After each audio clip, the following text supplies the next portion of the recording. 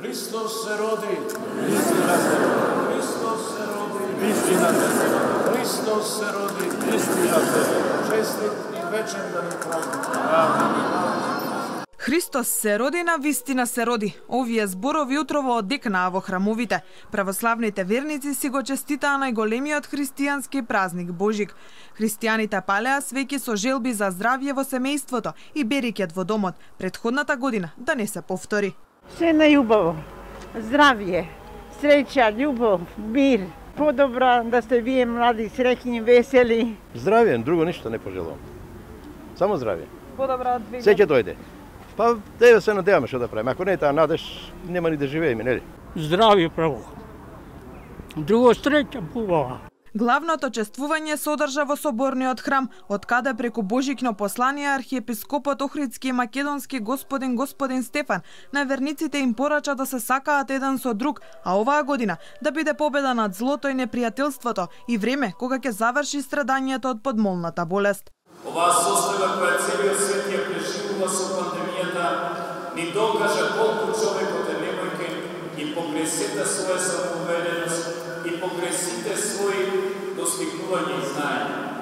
Народите повторно се соочени со големо страдање и со големина смртност.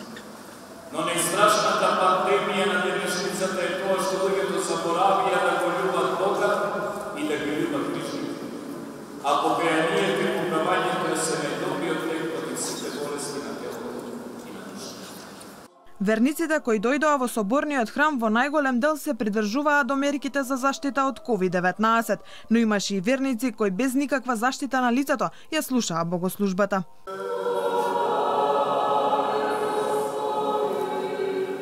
Во храмовите се служеше златоустовата литургија. Верниците кои се придржувале кон божикните пости и денеска се причествуваа. Од црквата се убедени дека причеста од една лажичка не може да биде изврна зараза. Во причесната да не се сомневате, ни еден верник не се сомнева. Знаеме дека Господ делува и Господ помага во сето тоа. И оној момент кога ќе одвоиме причесната од верниците, тогаш ќе биде многу полошо. Се причестив, да. Нели се плашите да не се заразите? Не се плашам, Бог е со нас. Бог ни го дава животот. Да живееме поспокојно со меѓусебна љубов и разбирање, посакуваат верниците. Божик е празник на најголема радост. Се посетуваат храмовите со молба кон Бога за здравје и берекет. Денот го минуваат со најблиските, на богата трпеза во домот на постарите, каде децата и внуците доаѓаат да посакаат среќа и радост во текот на целата година. Но годинава пошироките семејни собири се чинејќи изостанат поради пандемијата и заштита на најблиските, особено постарите од опасниот вирус. Па со блиските со кучните, немате.